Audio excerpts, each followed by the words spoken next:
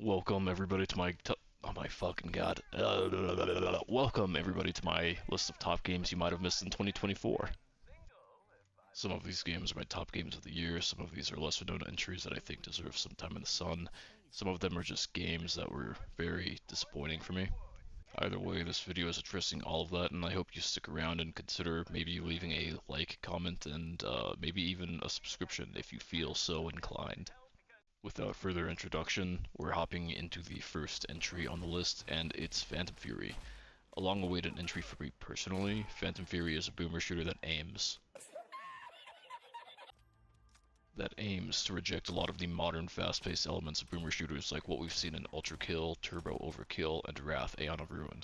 Another 2020 release in the boomer shooter genre that I liked a lot, but I'm only choosing one entry on the list per genre, so I'm going with Phantom Fury.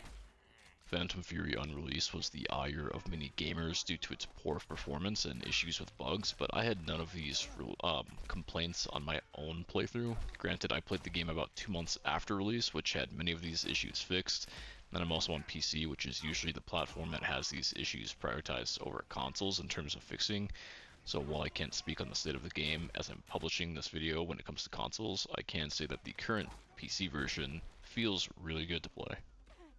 But performance isn't everything, and a good game needs to be a good game at the end of the day. So how does Phantom Fury actually play? Well, the graphics are just amazing. Even though this is a 32-bit aesthetic, the actual fidelity is really awesome and has lush and vibrant environments, and has satisfying particle effects as well. Graphics aside, the gunplay feels equally as amazing between the actual responsiveness of the guns themselves and the ability to quickly swap in between weapons while you're fighting through corridors of enemies. You also have a selection of powerful ranged weapons, from a revolver with the charming name of Loverboy that acts much like the Halo 1 Magnum to rocket launchers. Aside from the usual fare of weaponry you'd see in a typical FPS, the arsenal in Phantom Fury has a electric foam weapon, smart bombs, a literal giant mutant head, and a number of body enhancements that allow for like these crazy jumping melee attacks, all the way to a deployable shield. Really, Phantom Fury has an incredibly diverse amount of weapons and rewards players for their ability to hurt enemies, use line of sight, and track movement for multi-kills, followed up by stronger single target options to clean up the mobs. Your decisions on how you actually rotate your weapons is really important here, and the play pattern in Phantom Fury remains satisfying throughout the game, not only because the gunplay is really awesome, but also because of the different situations you find yourself in. From these large boss fights to these danger close scenarios that remind me of like a Michael Bay Transformers movie, there's a lot of different scenarios that this game really throws you into, and they all feel really good. Just about the only area where Phantom Fury is lacking is with some of the confusing level design, where puzzles are just built in very obscure ways and progression is not very apparent and honestly really nebulous. It's difficult to get into that here without ranting about specific level design, but there was definitely a lot of parts that kept me from progressing multiple times in my first playthrough, and I had to look up guides on how to actually progress, which really impacted the pace of the game for me. Questionable level design aside, the spaces feel less like arenas in Quake or Doom and more like traversing the city of New Mombasa in Halo ODST, or through the jungles of Turok. Overall, Phantom Fury is one of the better boomer shooters I've played this year, but if you needed other recommendations for equally good, and some might even say better games, especially when it comes to things like the mechanics, again, if you are familiar with games like Ultra Kill and you want something faster, maybe Celico or Wrath, Aeon of Ruin, which also released this year, would also be good pickups for you. Bomb Rush Cyberpunk was a game I looked forward to basically from the time that it was announced during COVID, all the way up until release. I kept up with the project throughout its development and even played a beta mod that allowed for Jet Grind Radio Future to be played as an online multiplayer game. On top of that, I revisited the first Jet Grind Radio game, and I did speed runs and I did a completionist run as well, just because I love the series so much, and it's been a game that I've been playing since childhood, and I know the series more than I know almost any other series I've played. With Hideki Naganuma making his rounds back into the industry as well as other artists looking to leave their mark, this game delivers on an exciting soundtrack that meets the perfect equilibrium of being legitimate music that you could listen to outside of the game, as well as being the perfect vibe for making your way through malls and skyscrapers to put your crew's name on the map. Although not as good as the games it tries to emulate, Bomb Rush Cyberpunk is a convincing approximation of the experience I had in the early 2000s and stands on its own 2 feet as a game that should be played regardless of whether or not you've played its spiritual predecessors. One lacking aspect of this game, after coming off the heels of Tony Hawk 1 and 2 Remake, is I wish this game just had a wider variety in its trick system, but it never really felt boring to play through. It has a good length for what it is and doesn't feel like it overstays its welcome. It might also be on the easier side as none of the boss fights took me more than a single attempt, and without a time limit the levels feel less pressing than the arcade style of Jet Set Radio or Jet Set Radio Future. But maybe that's a better change of direction for a generation of gamers who have no relation to the arcade style of gaming, and maybe it's fine that we'll never get another Crazy Taxi. Regardless, I liked Bomb Rush Cyberpunk enough to give it praise here, and as a standout game I played in 2024. Get ready for the next battle! Tekken 8! New Challenger! Tekken 8 was arguably the game I was most excited for in 2024, being a long-time Tekken fan from Tekken 1, basically up until this game, and held a very special place for me, not because Tekken 7 was one of my favorite games in the series. In fact, it's pretty middle of the road, but just the amount of experiences I had during COVID playing Tekken 7, as far as like meeting people and the scenes that I was involved with, competition, stuff like that. So, not wanting to get too deep into like a personal backstory here, Tekken 8 just didn't deliver on many of my expectations, and I honestly haven't put like a lot of time into this game. On top of arguably having the worst soundtrack in the series, the balancing and just general design philosophy makes the cast in Tekken 8 feel the worst they've been in any Tekken game. Unlike other entries where characters feel unique because of their strengths, weaknesses, and the scarcity of certain design choices, Tekken 8 sought to homogenize characters by giving everyone insane damage, insane wall carry, and an arsenal of evasive and high crushing properties on so many moves. On top of that, move archetypes already had similar characteristics in previous games that made them comparable to one another, hence why their move archetypes, such as down forward 1 or back 4s or jabs, but much of the frame data has been normalized here. Whiff punishes now feel like they punish at full screen, and positioning matters less than ever because of the insane amounts of wall carry that just every character has. One of the biggest changes that was made in Tekken 8 was the inclusion of the heat system. This basically heavily incentivizes every character on the roster to be hyper-aggressive because there's no downsides outside of making misreads, which is just a quality of playing fighting games. Although this might sound like it's just me saying aggression is bad, and maybe you could even argue anime fighters like Guilty Gear are bad because those games also incentivize aggression through the use of Roman cancels and punishing players for playing defensively through built-in systems. Those games still manage to make their characters feel unique and varied. Zato doesn't feel like Bridget, Axel doesn't feel like Mei, and nobody feels like they're even playing in the same universe as Faust. I love Guilty Gear and I have thousands of hours in that franchise over the many years I've been playing fighting games, and I love anime fighters in general. But where Guilty Gear makes these things feel good, it feels awful in Tekken 8 and totally just turned me off to playing basically up until Clive dropped. Although I do have like 100 hours in Tekken 8, which might sound like a lot to a lot of people, it's actually some of the least I've played of any fighting game over the last decade. Maybe one day I'll return to playing Tekken 8, just because I don't think it's a bad game, since even a bad Tekken game is just still a great game in general. But there's so many other games that I think are worth spending time on, and even other fighting games that I think are better, including Street Fighter 6, which is really, really fucking amazing, and in my opinion is one of the best installments in its own respective franchise.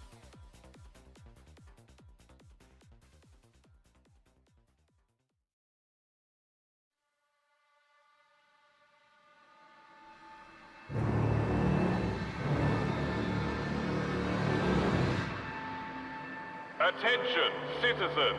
A new law is in effect. You have been warned. Frostpunk 2 is unlike any other game I've played. It's been a long time since I've played any type of city builder, but I'm not wholly a virgin to the genre, with Black and White 2 being one of my favorite games of the 2000s, and just spending a stupid amount of time playing the Civilization series. Although I've played some lesser known titles here and there, as well as things from adjacent genres like real-time strategies, nothing in my years of gaming has prepared me for what I experienced in Frostpunk 2 and what you could do in a city builder. I don't know if I really can find the words to fully convey in this short of a review the things I felt playing this game. On its nose, Frostpunk 2 is just a tough as nails, super challenging city builder. Never in my life have I failed a tutorial. Not once, but twice did I fail the tutorial in Frostpunk 2 through soft locking myself, and that was on the normal difficulty.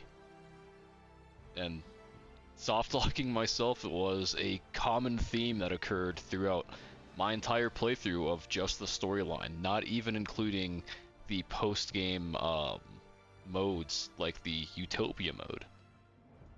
Now I will say, by the time I did finish the game, I was much better and I actually was prepared for the Utopia mode, but that was through a long and addled path of just laborious grinding and finding out the systems in place and the types of statuses that were most important to deal with. What was important between making promises to your council members, betraying them, letting them select the topics at the next council meeting. All of these have long-lasting plays, not only just in the tempo of your decision making and how tempo is such a huge and integral part to resource management in this game, but just all of the systems working together make this game not only very sophisticated, but very deep. For anyone here who is familiar with games like Twilight Imperium, Frostpunk 2 makes that game blush with just how much there is in this game to actually look after. This game is the Soulsborne of city builders, and I mean that in every possible way.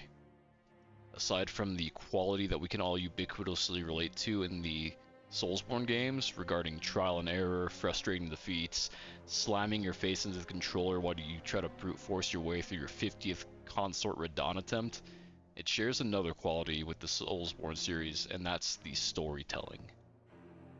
Games like Nier Automata, Detroit Become Human, and Death Stranding I think are giants in the gaming industry when it comes to relatable and depressing stories about characters that many of us can relate to in ways that, whatever you think of the gameplay, are memorable and plant themselves into many of our lists of favorite games for all time, specifically because of the story elements as they are by themselves.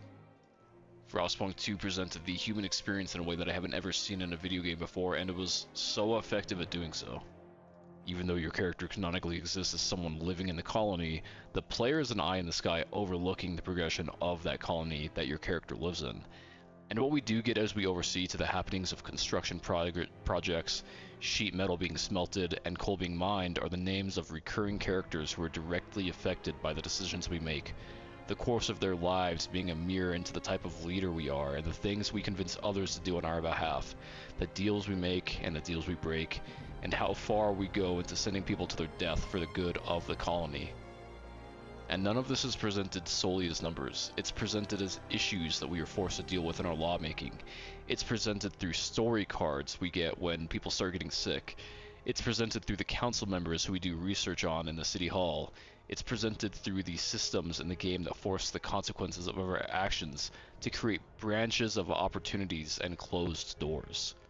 One of my favorite books is titled A Director Prepares by Anne Bogart, and there's this premise in the book that has stuck with me and continues being a defining outlook on how I view life, that violence is the elimination of possibility.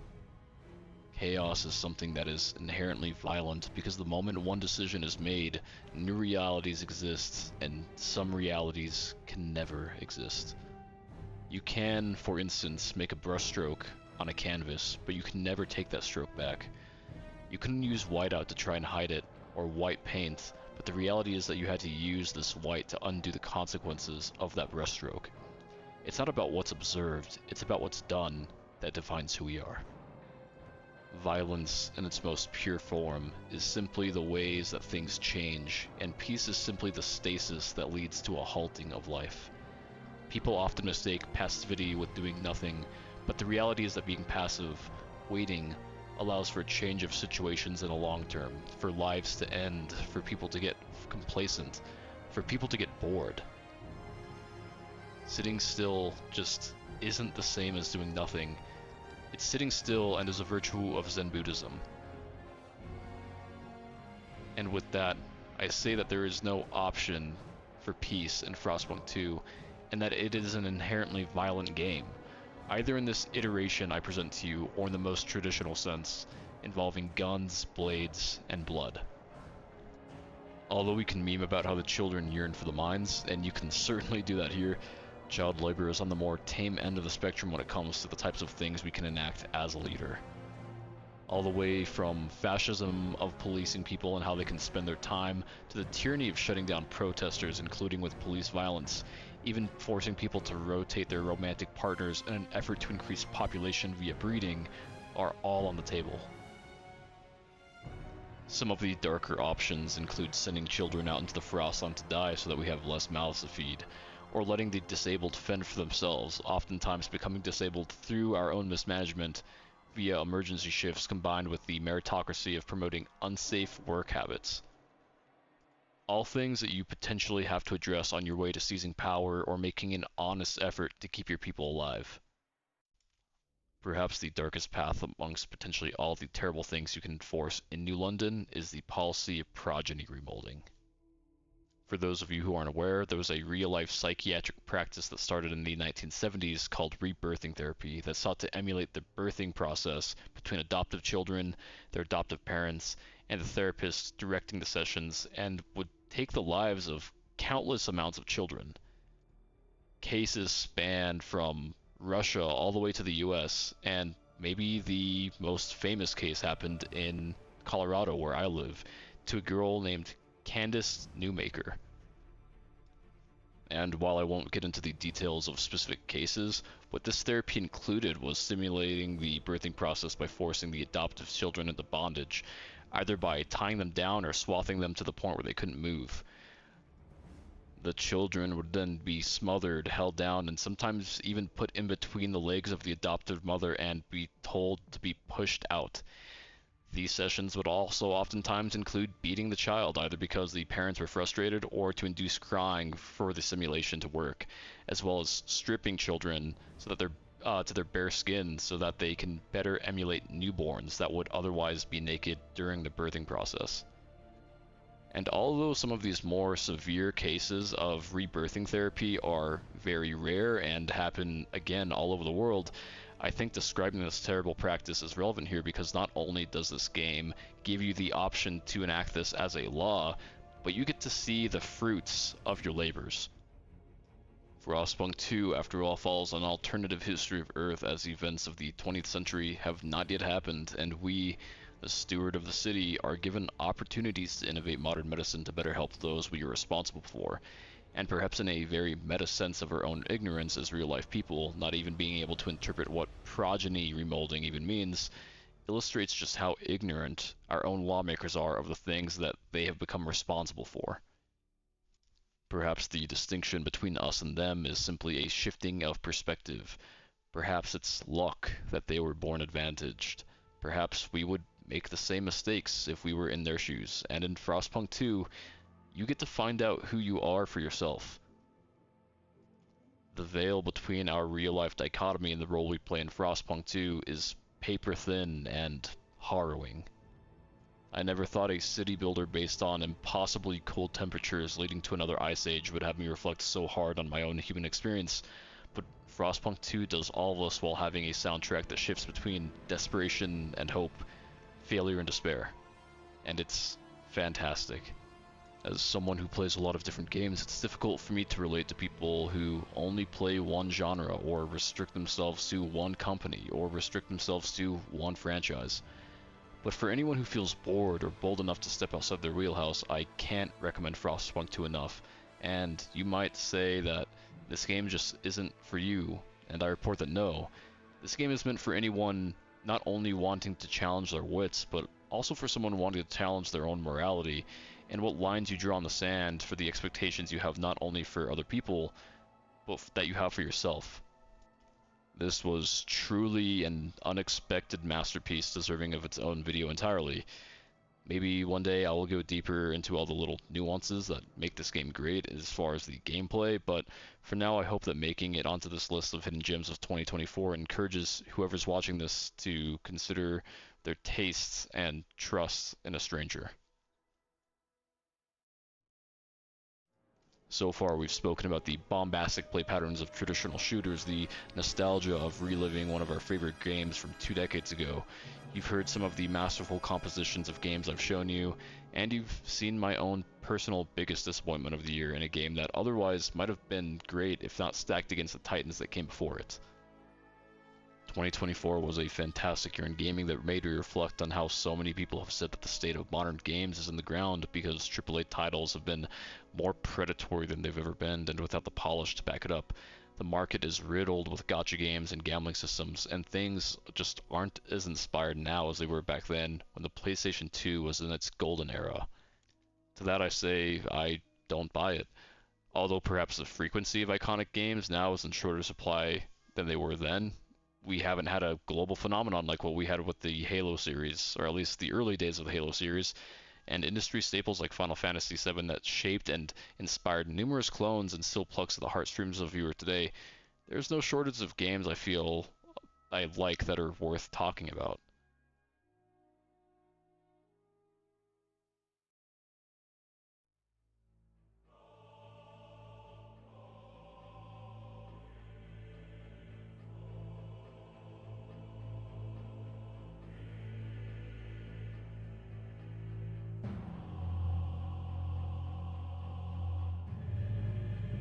Although Shadows of the Erdtree in itself is not a new game, I feel like this DLC is large enough to be its own game by many metrics, and was such a splash in the gaming sphere that it feels remiss not to include it here.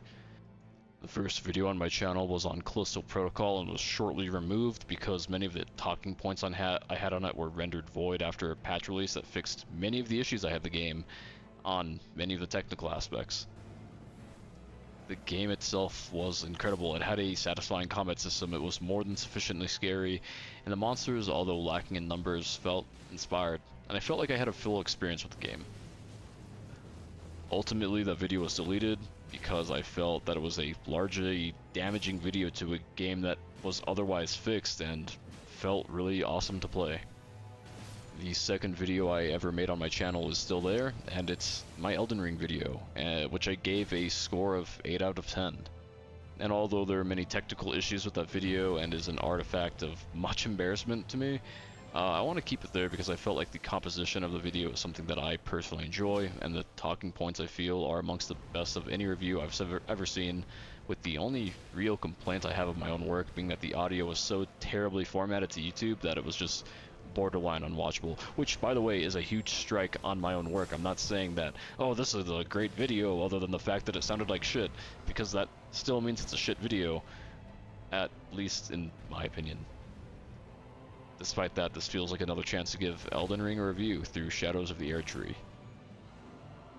Shadows of the Erdtree fixes virtually every issue I had with the base game, and feels like it should have been all along, on release.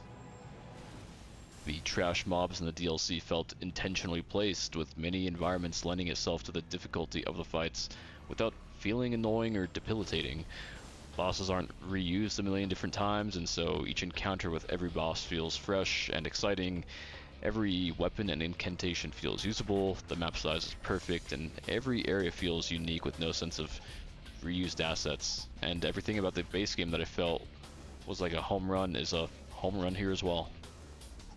It's needless to say if you've played any of the Soulsborne games, but the story in Shadow of the Erdtree is fantastic. It's a masterclass. It's in a class of its own, honestly. It has its own cast of memorable characters. We are given closure on certain stories we had questions to, and it still leaves room for mystery going further into the series. I can't express in words how good this DLC was, but if I had to qualify it, this might be the best DLC of all time, of any era, on any platform, absolutely wholesale.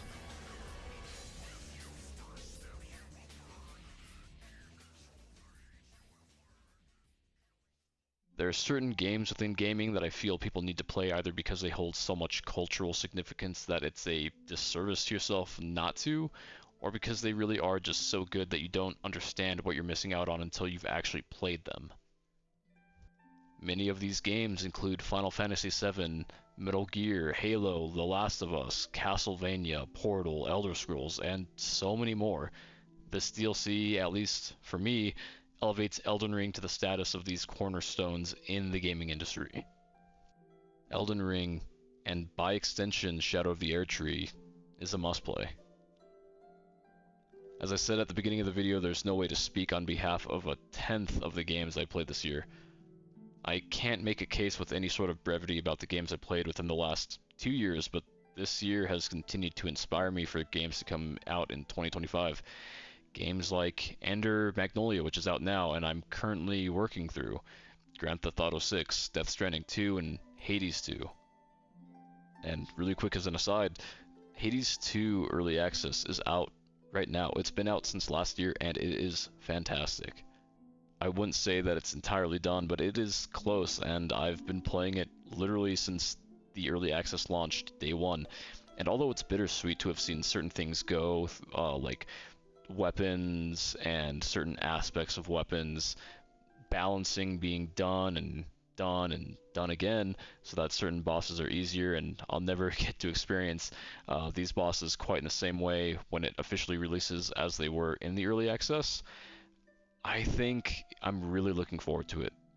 And Hades 2 aside, in the last 2 years alone, we've had landmark titles like Baldur's Gate 3, Armored Core 6, Animal Wells, Signalis, Stray, The Coffee of Andy and Laylee. Since the 2000s, we've been blessed with Cyberpunk 2077, Animal Crossing New Horizons, Doom Eternal, God of War Ragnarok.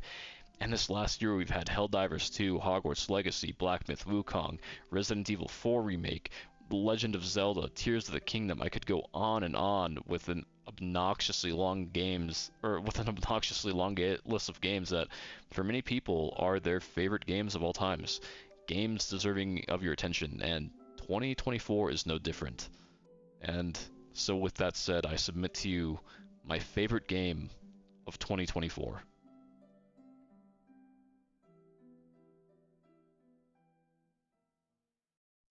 For any millennials out there, I think it's fair to say that if you were at all involved with gaming in your childhood, then it's impossible not to be familiar with the legacy of Silent Hill 2.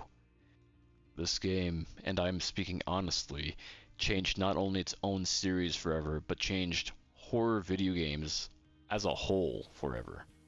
The expectations going into this remake were so impossibly stacked against the developers that anything short of the splendor of the original would mark it as an absolute failure to many fans. But however people expected it to turn out, what we actually got, I think, surpassed so many expectations. Although I won't go into a full review here, you can see a full review on my channel that I put a lot of effort into, and I actually do hope you go and watch it because this will put so much of it into context, and I think it's an entertaining video. I can say that everything that I want from this game is what I got. I don't even want to talk about how the game has to be good when compared to the original, even as a fan of the original game. The fact is, at the end of the day, two things are going to be true. Firstly, there are going to be people who come into the remake never having played the original. For whatever context existing fans have, that's just not the case for anyone who missed playing the original. Secondly, and this is equally true for anyone who might play this game, fans new or old, is that regardless of how good the original game was, this game needs to stand on its own 2 feet, and I'm pleased to say that it does. Everything about this game is beautiful, although it does have some minor cuts in quality, like leaves just appearing randomly and occasionally going crazy in the physics engine, the fact that James' clothes don't get wet from dripping water, or the fact that car windows were made dirty to obscure any kind of reason for high performance machines to utilize ray tracing. This game is otherwise amongst the best looking horror games to date. And obviously graphics aren't everything. Polishing a turd still makes it a turd, but in terms of horror, it outright delivers. One friend of mine struggled to get through the majority of the game, saying it was too stressful. My brother refused to play the game with the volume on despite having no issues with horror movies in general, and I talk about how effective the horror elements are throughout the game in my own review as well. Although I can't say that the combat is a strict improvement over the original, because James in the original game felt like a normal man taking his chance with monsters, this game makes you feel like you have a fair chance.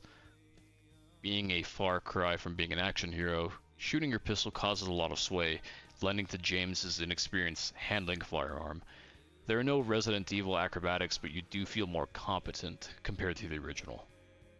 Much of the difficulty in the original comes from a controller scheme that just doesn't exist anymore, and I would argue didn't even work then, and is more of an artificial difficulty by effectively handicapping the player, and not because the enemy AI in the original was necessarily difficult. In fact, the AI in the original, once you start to understand them and control your own character better, is just straight up laughable. Aside from the typical 2000s horror trend of just being able to run past enemies just straight up won't attack you in the original. Even though James is more competent here, the enemies are also more menacing. You will get rushed at, ambushed, swarmed. There will be times when you're expecting to fight groups of enemies. You were given more agency as a player in the remake because the enemies are also just more accurate and more intimidating. And even in regards to the voice acting, so much of it is just done better here. In fact, I'd say all of the voice acting in the remake is better than the original. I know that people are going to miss interacting with every random piece of trash like you can in the original, and I'll admit that there are some relics that we missed out on here and there, but the remake has so many of its own Easter eggs and foreshadowing that I feel like a lot of these things that are lost in the original are made up for in this remake. Just about the only thing I fully agree on is that although I am not opposed to a third-person over-the-shoulder experience, the original had camera angles that were just more artistic and manufactured dread and claustrophobia in ways that were absent in the remake. I don't agree that this was an omnipresent quality of the original that just permeated in every corner, and there were times when it was just downright annoying to navigate through certain areas and did nothing more than just agitate the player. I do admit that Bloober probably could have played with the idea of certain areas having camera angles that paid homage to the original, but also just keeping those qualities that made the original so tasteful and artistic. Regardless, even though there are so many strong games this year, I find myself continuously thinking about Silent Hill 2 over and over and over and over and over again. So there it is, guys. Thanks for watching my video all the way through. Again, like, comment, subscribe for more content. Unfortunately, these videos take a lot of time and effort to make, and so I don't have a consistent upload schedule, but I do have some things I absolutely don't want to miss out on. Just because it's topical, I'm changing my plans to make a Nier Automata video as my next video, and instead planning on making a review for Final Fantasy VII Rebirth, and a review for Ender Magnolia as well, as I was a huge fan of Ender Lilies, and it was one of my favorite games of the current decade. Nier Automata is coming more than likely as a retrospective commentary, so if that's something that interests you, please stick around to see where that goes. Regardless, Happy New Year, and thanks for stopping by.